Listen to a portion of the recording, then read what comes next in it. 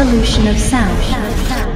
Beep beep, what's up ninjas? My name is Samworld and today I'm going to teach you how to sound like Hexagon by utilizing this Ableton project file that you're going to be able to download for free, and this is how it sounds like.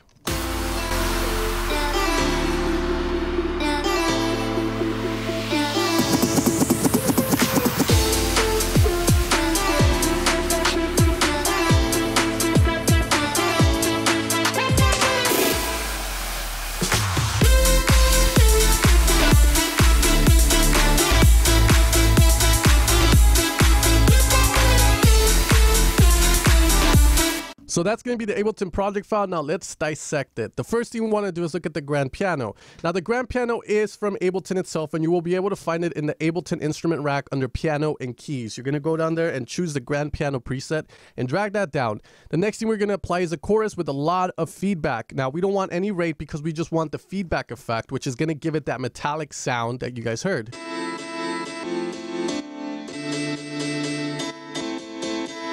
Now the next thing is just an EQ and some compression with sidechain in order to make the other leads fit.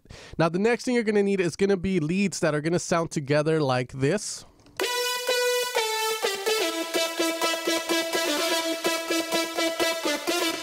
Now the first lead is going to be from the Future Bounce Essential Sound Bank we released a couple of weeks ago on Evolution of Sound. If you want to support it, it's only $10 and you get 64 leads just made for Future Bounce. Now this is how it sounds like, and it's going to have that Madison Mars vibe to it. Now the next lead is going to be one that is called the Soft Finale in order to, pretty much add more like width to the lead, which sounds like this. The next is going to be one that's going to end it, and it's going to be one called Eva Williams that goes like this.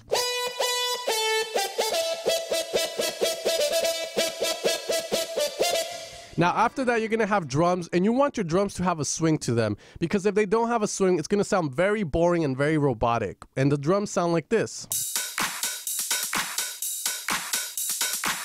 Now, as you guys heard, the open hat, the closed hat, the claps have a unique vibe to them. They sound very 808-ish. Now, the 808 is actually a drum machine that was very popular back in the day. And, we use this a lot in future house and also in these type of music. Now, the next thing that we have is going to be a vocal lead that you can easily make yourself. We utilized a sample in order to make that. And this is how it sounds like.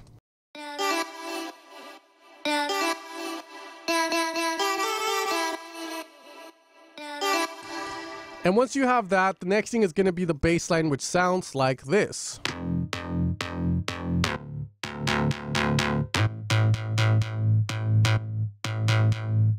And then a sub, which is obvious you're going to need. It's a very bit boomy, but it works with this song. Now, the last thing is the kick. The kick is going to be not that short. It's going to be kind of big. That's why the sub isn't as powerful as it should be, because the kick is just going to be very fat here. Now, with that being said, we have the effects down here, and that's how you're going to make a Hexagon style track. Now, before we end this video, guys, I want to answer a question I got asked in the last video saying, why would we want to sound like anybody else?